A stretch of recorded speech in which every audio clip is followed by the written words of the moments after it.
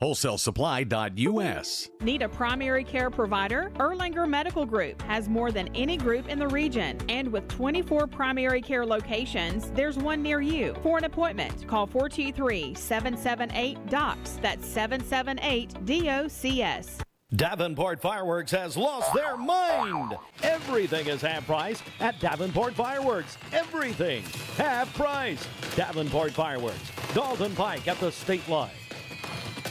Hey, Andy Morris here. Join me along with my co-host on The Drive, presented by Hardee's, weekdays at 5 p.m. on ESPN Cleveland 101.3. Cleveland and Bradley County's local sports show, weekdays at 5 on ESPN Cleveland 101.3. From the Kia of Cleveland Studios, this is ESPN Cleveland 101.3, WCLE HD2 Cleveland, W267BI Cleveland, ESPN Cleveland 101.3. The top of the hour is presented by Best Buy Metals, making the top of your house the best it can be. Visit bestbuymetalroofing.com.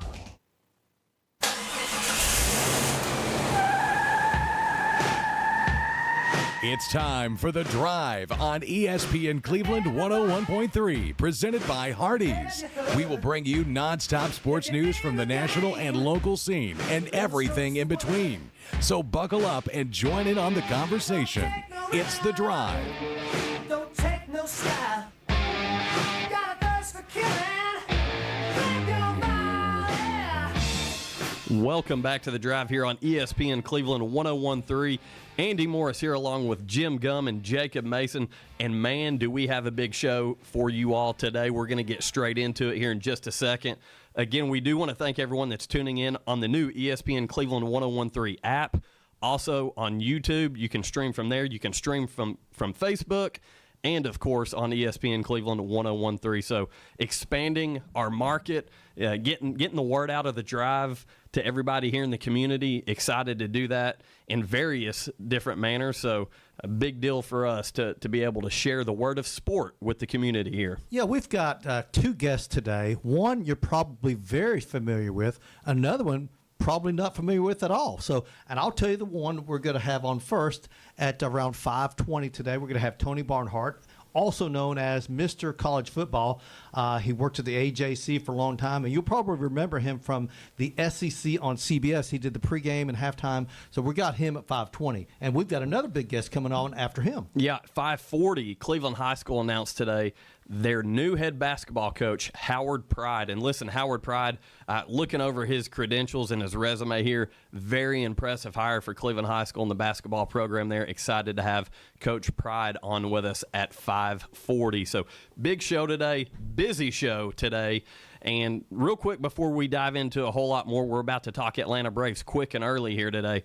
But today marks Dwayne Williams' birthday as we continue to remember Dwayne, someone who was an integral piece of getting ESPN Cleveland started, and talk about a wonderful person. Not only was he a great radio personality, but a wonderful person who I know was really single-handedly responsible for getting Jacob involved here at the radio station and calling high school football, which is, listen, we do a lot of sports coverage here. High school football is really what powers everything and really got the ball rolling with ESPN Cleveland. And that you can accredit a lot of that to Dwayne Williams. So we wish him a very happy birthday in heaven. That's right. You know, you knew him better than I did, but I did know him. But he was a super nice guy. Just treated everyone with such respect and everything. So liked him a whole lot. And like you said, this radio station's where it's at now because a lot of the work that he put into it. Yeah. Yeah. You know, I credit Dwayne with being able to have this opportunity and really like announcing in general. My PA announcing, he gave me my first shot.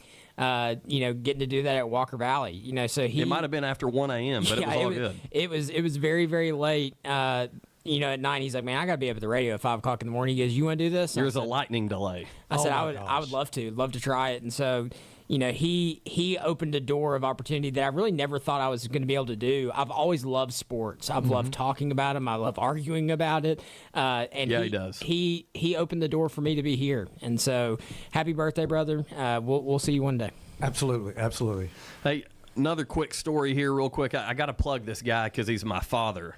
But there's an article in the Cleveland Daily Banner today. A longtime Walker Valley wrestling coach, Alan Morris, was storied in the banner as he steps away after nearly 40 years of service. So great story in there, and it was actually shared by the National Wrestling Hall of Fame. So very, very excited to have that article out there on him. And, he's – pun intended here, he's handing the reins over to Coach Adam Raines, who's going to be the new head coach, who he and I have both been assistants with my dad for many years. Former teammate of mine, grew up wrestling for my dad in the youth club over at Bradley together.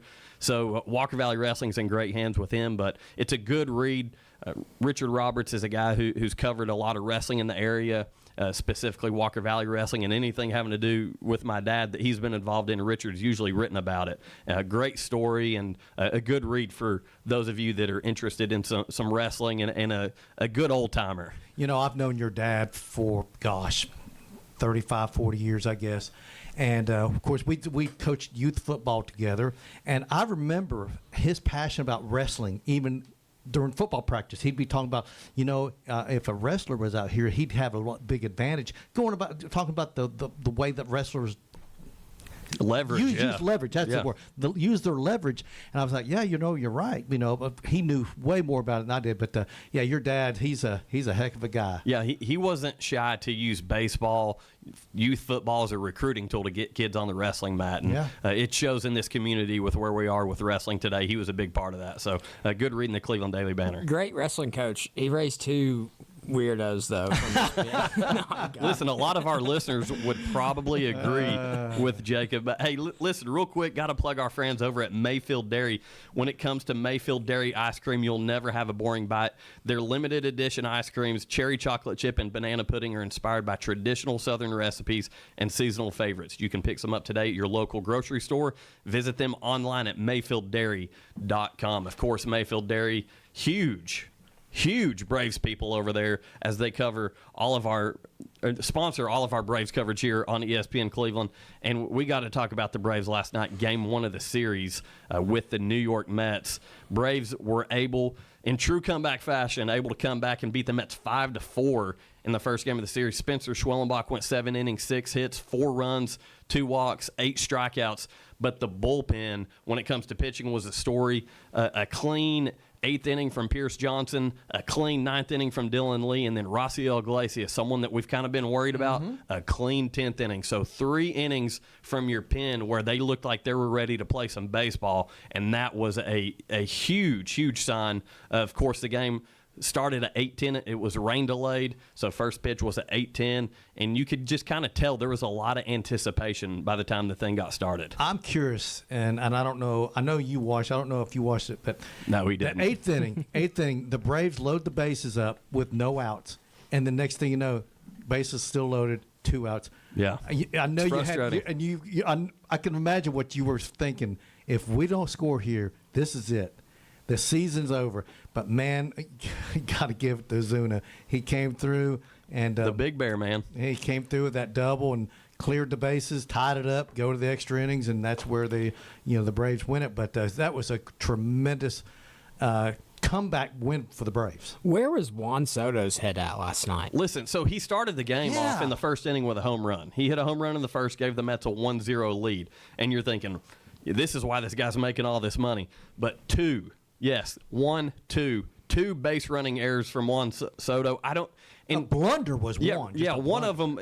I don't know. He wanted to blame the umpire that was down the first base line in right field for not making the call soon enough, which I watched it, and it was kind of a delayed call. He wanted to make sure that the catch was maintained before he called the out, is what the umpire was doing. Soto is kind of in no man's land between first and second base there and has a great view right to that brick wall and that caged-in area below the chop where Acuna makes a phenomenal leaping catch. But it was clear. Acuna's got a bright baby blue glove on, and the ball goes straight into it. He gloves it. Once he maintains the catch, the ump, still a little slower than you would probably like, makes the call. But Soto acts like he had no clue where the ball ever was. No, that's on Soto. Yeah, he was looking out there like it went over the fence. Like he was like, where's?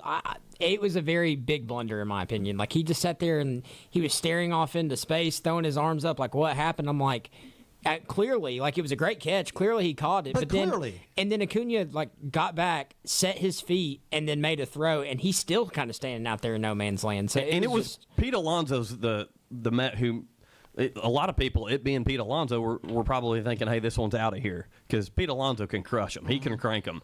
But as you both said, like if you're paying attention, how do you miss that? Acuna left his feet, which was nice to see him making an athletic move in the outfield like that in confidence, because it's a we're right here on ESPN. That was a SportsCenter top 10 play right there. Yeah, left his feet, full extension, makes the catch, and extra bases for him. But I tell you what, I don't know. I don't know what Soto was thinking. Got doubled off at first. He was thinking extra bases and just absolutely just missed the play. There's no excuse. And, ninth inning tied baseball game. Yeah, that's rough. Can't afford that. No, Can't that's afford rough. that. I mean, I'm happy it happened, but rough we'll take it. Yeah. But, yeah, Jim, you alluded to that eighth inning hit by Marcell Ozuna. Ended up tying the game at 4 with that bases clearing hit down the third baseline. And there's just something about the Big Bear, something about Marcell Ozuna. And he was down to his last strike. Yeah, it was 2 strikes, 2 outs, everything. But he has got such a knack for those big moments. He's such an awkwardly laid back, goofy, fun kind of guy. But you can tell when he's locked in because you had confidence. While he was up there with 2 strikes on him, you're thinking, hey, this guy can still do something with it. I love the fact as he's running between first and second, he's doing waving his arms like a third base coach is, telling them all get in there, man. So, yeah, they tie it up, and, of course, then they win it in the 10th inning, and just a huge win.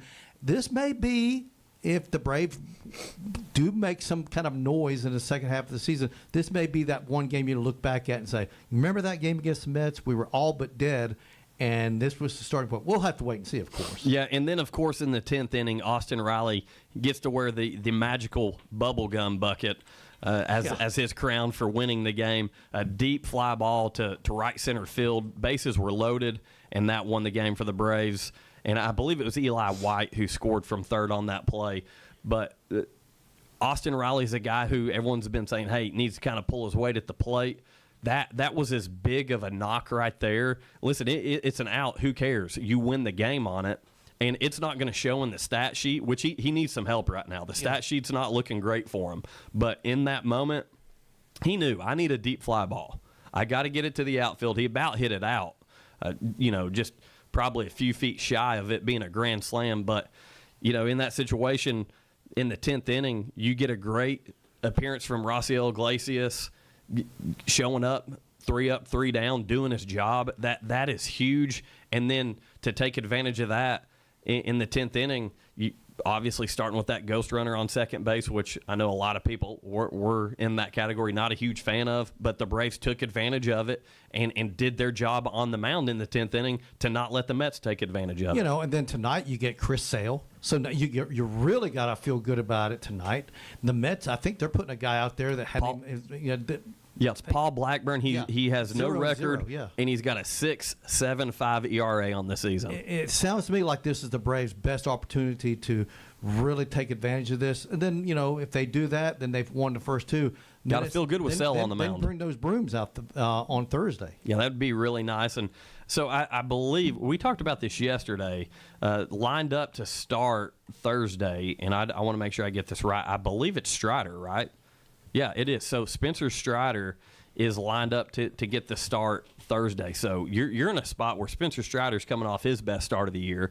The Braves really could do a lot of damage if they can not only win this series. We want to take it. We don't want to get ahead of ourselves one game at a time. Let's win tonight, win the series, then we can worry about the sweep. But man, let's get ahead of ourselves. How nice would it be to sweep the New York Mets? Well, hey, if you've got Frank the Tank yelling and screaming at the camera already in Game 1, it's a good sign for the Braves. Jim, do you know who Frank the Tank is? No. So he's the Barstool personality for Barstool Sports. Okay. That he absolutely has meltdowns when his team doesn't do good, but he's the infamous Mets fan that every year the Mets have choked, and when I say every year, I mean every single year. They really do.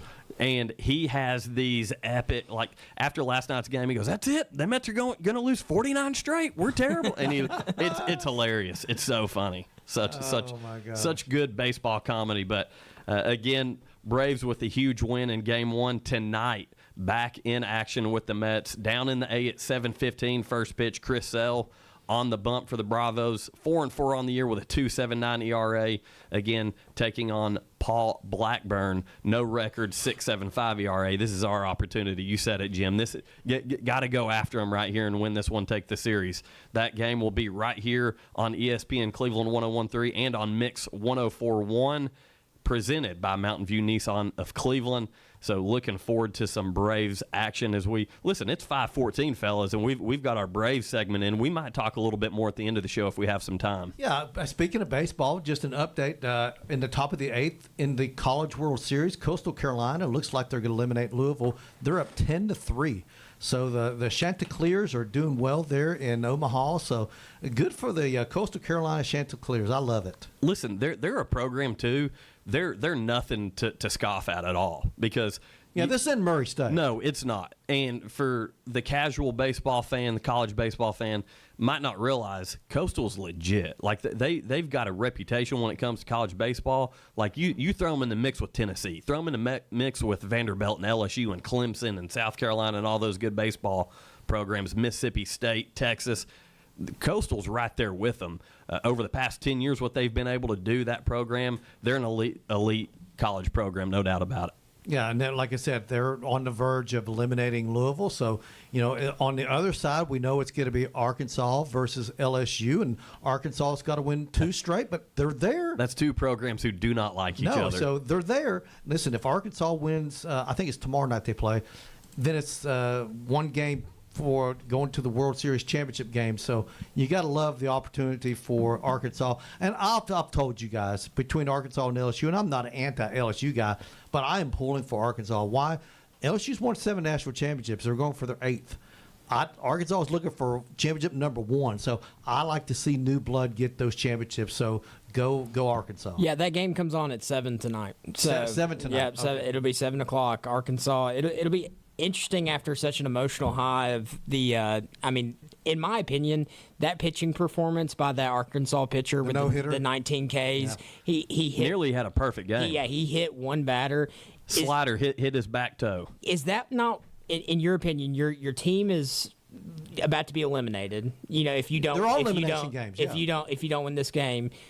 Is that one of the best pitching performances in history? It's only the third. For sure. Across all levels. I'm talking about MLB, sure. Across all levels as of baseball. As far as clutch goes, it's got to be right up there. I mean, Don Larson throwing a perfect game in the World Series. That's always going to be number 1 because it's the Major League World Series. But, man, when it comes to college, yes, this may be the most clutch pitching performance in college baseball. I think it would have got some more notoriety had it have been in the championship. For sure, yeah. But I'm on board with that because there's only been 3 no-hitters in the College World Series in the history of it. That's pretty impressive. And 19 Ks, that on top of the no-hitter. Yeah, 19 Ks is dominant, crazy. Man. Yeah. Dominant. And again, anyone that's ever thrown a slider, attempted to throw a slider, successful or not at doing it, being able to control that and have, especially with the kind of break that a guy like he does on it, he chipped his back toe of the batter. Just chipped his back toe. So just a couple inches away from having a perfect game. Very impressive. Unbelievable. Hey, we do have some breaking news. Sounds like just got a message here from our buddy Ryan Felton who – listen, we love you, Ryan. Appreciate you listening to the show today. But the Los Angeles Lakers are being sold. Holy cow, the Bus family? The Bus family, yep. Holy cow. Bus family agrees to sell Lakers, source says. $10 billion. With a B. With a B. Holy Toledo. Wow. Well, that's great. Have y'all ever, I know this is a lot of topic, have y'all ever talked about the difference between $1 million and $1 billion? It's crazy. It's crazy. Like a million seconds is like 11 days. 1 billion seconds is 32 years. Yes. Like that's wild. It's unbelievable. Great stuff. Last thing I've got before we go to break here. Big news in the hockey community. The Florida Panthers repeat as Stanley Cup champions, and Canada remains winless in the Stanley Cup since 1993. Isn't that hard to believe? Unbelievable. It's crazy stuff. Canadian fans, it must eat them alive, honestly. Panthers go back-to-back, by the way. Like, it must eat, because that's their sport. That is their sport. And they have had, 0 success in the NH. I feel for him. I actually root for the Canadian teams because of this streak. I do. Yeah, I don't. Hey, that would be like I'm with Andy on that one. that would be like Big Money Mason losing a hot wing eating contest. It just shouldn't happen. It ain't going to. Ain't going to. Hey, with that, you're listening to The Drive. We're going to take a quick break. When we come back, got a big-time interview here with Tony Barnhart. Those of you that remember Tony, Mr. College Football, former host of the SEC on CBS. Excited to have him right here on The Drive when we come back. The Drive will be back after a quick timeout. Stay tuned for more nonstop sports talk on The Drive, presented by Hardee's. Look, up in the sky. It's a bird. It's a plane. It's the Trade-In Man. This is John Davis at Kia Cleveland announcing our summer blockbuster blowout. You don't need to be a hero to pay zero. Zero down. Zero payments this summer. Plus, I need your trade, and I need it today, and I'm willing to overpay. Don't let the credit villains keep you from driving your dream car. At Kia Cleveland, getting approved is a possible mission. Our lenders will say yes to you and yes to your situation. Remember, I'll beat any deal from anywhere in Georgia, Tennessee, or Alabama. Come see me, John Davis, your hero in the car business, at Kia Cleveland on South Lee Highway in beautiful Cleveland, Tennessee, where getting the best deal is as easy as 1, 2, 3. Looking for the dealer who's gonna give you more. Kia of Cleveland Superstore. Example 25K4LX. 0 down, $349 per month for 72 months at 4.9% APR. Negative trade equity may be refinanced, subject to lender approval. Offers don't combine. Expires month end. KiaofCleveland.com.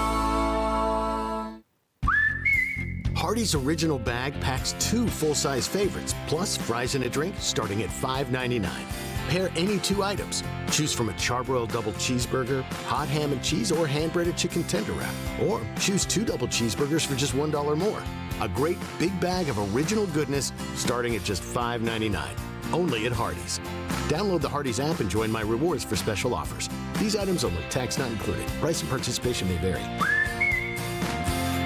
Davenport Fireworks has lost their mind. Everything is half price at Davenport Fireworks. Everything half price. Davenport Fireworks. Dalton Pike at the state line. Do your legs feel heavy, tired, or achy? Dr. James Gooden at Milligan Vein offers an office treatment that can make you look and feel better, and your procedure is covered by most insurance. Visit milliganvein.com or call Dr. Gooden today at 423-961-5682. When you need a new roof, it's all about trust. Your home is too big an investment and you can't afford to make a mistake. Cleveland Plywood has the products and expertise you're looking for. Contractors have trusted them for over 50 years, and they carry only proven products from reputable suppliers like IKO. IKO Cambridge is one of the heaviest weight asphalt shingles you can buy, and their limited warranties are among the industry's best. Protect the investment you've made in your home. Go with the pros at Cleveland Plywood, 2700 20th Street Northeast in Cleveland. Call 472-3357.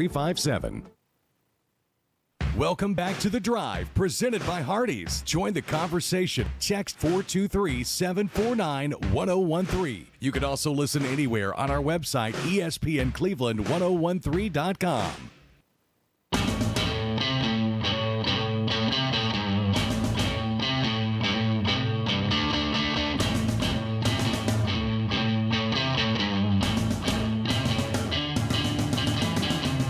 You're listening to The Drive here on ESPN in Cleveland. Hope everyone is out there is having a good day. Though it's a little rainy outside, just be careful out there. Hey, our friends over at Duracell are now hiring mechanical skilled technicians, $22 to $27 an hour.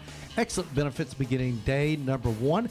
Medical, dental, and vision insurance, paid vacation, holiday pay, 401k, tuition reimbursement, and more. Apply now at Duracell.com. That's Duracell.com. And we're happy to have Mr. College Football himself, Tony Barnhart, joining us. So hopefully, well, we've got a little issue going on. I'll tell you what, we're going to just wait until we'll get him back here in just a second. But we're going to get Tony on here in just a second, and we're going to talk to him about all the things going on in college football. And we do have a lot of news going. Now, before we get him back, we do have some breaking news about the Lakers being sold over $10 billion. That's crazy numbers. Yeah, that's insane. For those of you that are NBA fans, specifically Los Angeles Lakers fans, you remember Jerry Buss sitting down courtside during the string of NBA finals with Shaq and Kobe, and they were so dominant. And the Bus family's always ran a great organization out there in L.A., but this is big news as the Bus family is set to sell the Lakers, looking like it's going to be north of $10 billion. That's insane. That's chump money for Tony Barnhart, isn't it, Tony? Exactly. Tony, appreciate you coming on with us today, man. Hey, listen, I love to start with the getting your opinion about postseason college football, because I'm a big believer that no sport, and I mean it's not even close, no sport has a better regular season than college football. And Tony, my fear is that growing the postseason too big, that end of season rivalry games will become less important. How many teams is too many, Tony? Well, for me, 16 is the right number. I think we're going to go to 16 in 2026, and I think it's going to work out great. And I don't worry about the rivalry games and all that. They're all going to mean what they've always meant. It's just that more people are going to have access to the postseason, and we want more football. What's wrong with more football? Oh, no, I like more agree. football. Particularly, I want more SEC football. So that's kind of where I am. Well, great segue then. So in 1992, the SEC adds Arkansas and South Carolina. They go to 8 league games. 2012, the SEC adds Missouri and A&M. They stay at 8 games. And now they've added Oklahoma and Texas. In your opinion, should the Southeastern Conference go to 9 conference games? Absolutely. The issue that I have is, now I am concerned about what I call the secondary rivalries. Georgia-Auburn is my favorite game, and that Georgia's primary rival is Florida. And I'm concerned that if we don't go to 9 games, then all of a sudden Georgia and Auburn are going to play not every year, which they've done since 1892, I might add. And instead of doing that, we play every other year. And I don't want Auburn and Georgia to play every other year. I want them to play every year. So that's kind of where now Commissioner Sankey has said they've got a plan.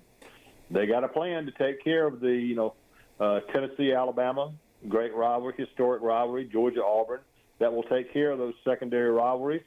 I'll believe it when I see it. But for now, I think it would solve a lot of issues if the SEC would go to 9 conference games. I know the coaches don't like it, but you know what? The coaches don't have a vote. So you brought up Georgia. I'm a big Georgia fan.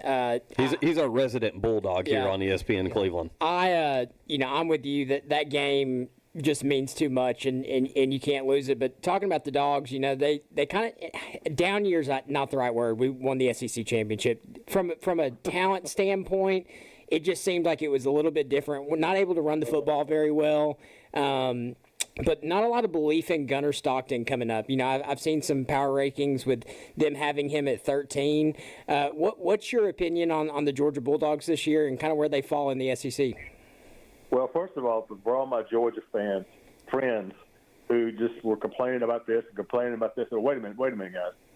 The University of Georgia football team won 11 games last year. They beat Texas not once, but twice. They won the Southeastern Conference Championship and made the college football playoff. Now, call me crazy, but that sounds like a pretty good year to me. Yeah. The thing that I'm not concerned about. I'm more concerned. Everybody's worried about the quarterback. I think Gunnar Stockton's going to be fine. The players are going to rally behind him. But I'm more concerned about the fact that Georgia led the nation with 36 drop passes last year. Mm-hmm. I'm more concerned about the fact that Georgia is not a 1,000-yard rusher since 2019. I'm more concerned that Georgia finished 15th out of 16 in running the football and couldn't run it when they wanted to. Those things are too great. And by the way, you got to replace a lot of people on the offensive line. So Georgia's got a lot of things to worry about. I don't think the quarterback's one of them. Yeah, I'm with you. The inability to run the football last year really was kind of the downfall. You really thought Trevor Etienne was going to come in and give a spark for the Dogs, but he stayed hurt most of the year. You had Nate Frazier picking up a lot of slack as a freshman, but I'm with you. I think Georgia's got to get back to their true roots of being able to run the football if they're going to continue the success that they've had in the recent history. Nope. Yeah, once again, we're joined by Tony Barnhart, Mr. College Football. And, Tony, we're going to jump from Georgia to Tennessee real quick because between Georgia and Tennessee, we got a lot of the fan base right here in our listening area. And you talked about the quarterback position with Georgia a little bit. Tennessee, obviously, that's been a primary focus since the departure of Nico Iamaleava and Joey Aguilar coming into Knoxville. What do you anticipate this Vol offense to look like under Joey Aguilar, who really didn't get a spring and is working off of a very short time period in the system? Yeah, I just find it fascinating that Tennessee and UCLA traded quarterbacks, and Nico ended up with less money. I mean, that's only in America, boys and girls. I think Tennessee is going to be fine now. They're going to be as good as they would have been if Nico had been there. I don't know. I really don't. But I think it's going to be an interesting year. Everybody was bragging on Tennessee when they made the decision they made not to pay the money.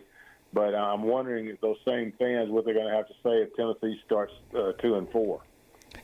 Exactly. Tony, let me ask you this. All right, you hear all this talk about how the Southeastern Conference and the Big Ten are running college football, and frankly, I don't think the SEC and the Big Ten trust each other. I think they trust each other as much as the Hatfields and McCoys or Republicans and Democrats. Do you think the SEC and the Big Ten have too much saying power in college football these days? Well, I think you'd like for the power not to be so concentrated, but they're doing what's best for their conferences. Right now, though, the relationship between the Big Ten and the SEC is somewhat strained. We came out of Destin with hearing from the Big Ten saying, well, if the SEC wants this playoff model they seem to like so much, we'll consider it if the SEC will go to 9 conference games. I would just submit to my friends at the Big Ten, it's probably not a good idea to be telling the commissioner of the Southeastern Conference how he should be running his conference, okay? I don't think he's doing that. So that relationship is somewhat strained. I think they will work it out. I think they will come with the what we ended up calling the 5+11 format for the playoffs in 2026. And I think that would be a lot of fun. And, oh, by the way, if anybody bothers to do the math, if the SEC goes in that route, they could get as many as 6 teams in the playoffs. Yeah. So keep that in mind. Yeah, one thing you talk about the SEC potentially going to that 9-game in-conference schedule. I know there's a lot of people with the understanding that the downside of that is that you lose some of these out-of-conference big-time games that a lot of people like to see, maybe a matchup with a Big Ten school or an ACC school if you're in the SEC. What are your thoughts on that? Well, it's true, but you have control of your schedule. And my feeling is we want more SEC football. I think that, and I think, oh, by the way, they need the money. And that, to me, that's the issue, is that the money will be significant. Let me ask you this. Some say that Connor Stalions, that sign-stealing scandal is overblown, while others say it was a big-time advantage for Michigan, that the punishment needs to be severe. Where do you stand on what kind of punishment Michigan should get? I don't care. I really don't. I've got a guys. Michigan's won their national championship. Ohio State's won their national championship. The folks who got caught doing it are going to get punished for it. Let's all move on and have a good life. Tony, this is a fun question I've got for you right now. Okay, this is just using their college football careers and trying to ignore what happened at the next level in the NFL. You've got the option of Herschel Walker, Bo Jackson, and Barry Sanders. Which running back are you choosing? Bo Jackson is, Herschel Walker is the best football player I ever saw as a freshman at Georgia. And so I would have to go with him. Those are all 3 incredible players.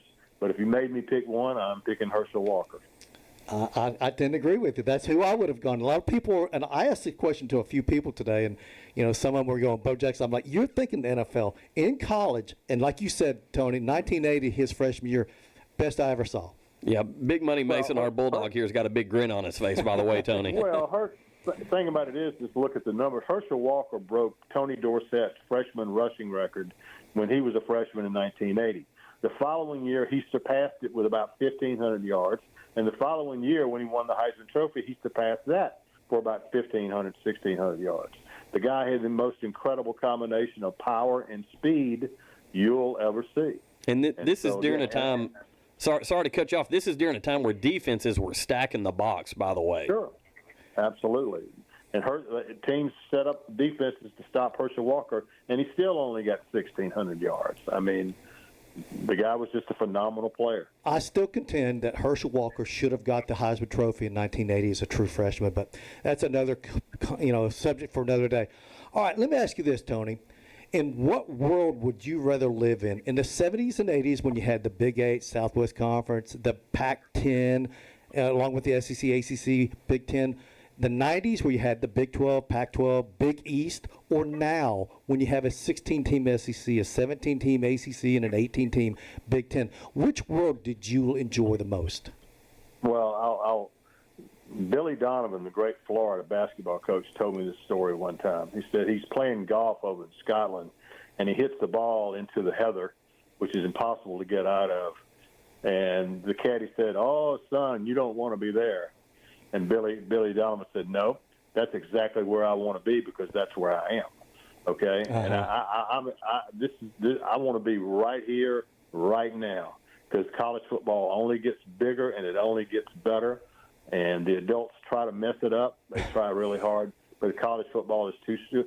The irony of all of this, guys, the irony of all of this is that the game that we see on the field every Saturday is better than it's ever been. There are more good players. There are more good coaches. People invest in facilities. The game right now is better than it's ever been. Now we got to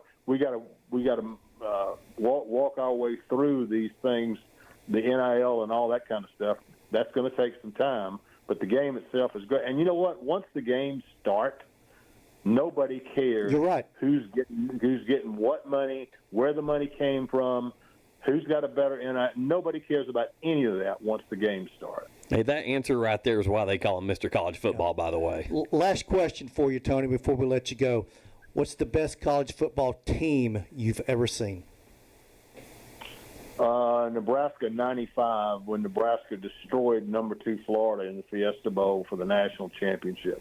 I have never seen so many athletes in my life on a team as Nebraska 95. That was an undefeated 12-0 Florida team that they just absolutely manhandled. Where would you put 2019 LSU? From an offensive standpoint, as good as you're ever going to see. The generational quarterback who had an incredible instinct for the game. And so, I the overall, but hey, guys, I was standing on the field looking at those guys from Nebraska. Yep. And it was scary. Those were a weight room bunch of guys right there, no doubt about it. Hey, last one I got for you. When the calendar turns 2026, who's going to be standing at the top of the college football world? I like the University of Texas. They've got a quarterback they seem to be very fond about, and I think that will probably work out. And they've recruited very well. And Steve Sarkisian is one of the best play callers in his generation. And so I think they'll play. I think they'll end. I've got them playing Georgia for the national championship and Texas winning. That'd be awesome, Tony. Listen, before we let you go.